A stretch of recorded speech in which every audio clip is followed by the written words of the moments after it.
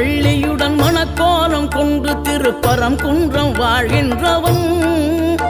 நீ தேவர்களை காத்திடவே வீரமுடன் வேலெடுத்து செந்தூரில் ஆழ்கின்றவன் மாங்கனிக்கு கோபம் கொண்டு பார்ப்புகழும் பழனியிலே ஆண்டியன கோலம் கொண்டவன்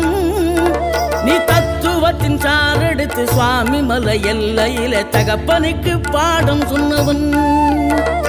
காவல் என நின்று பெரும் சினம் தணிந்து தணிகையில கண் குளிர காட்சி தந்தவன் நீ பாங்குடனே கருள் தரவே பழமுதிரும் சோலையில பரஞ்சோதியாய் நின்றவன்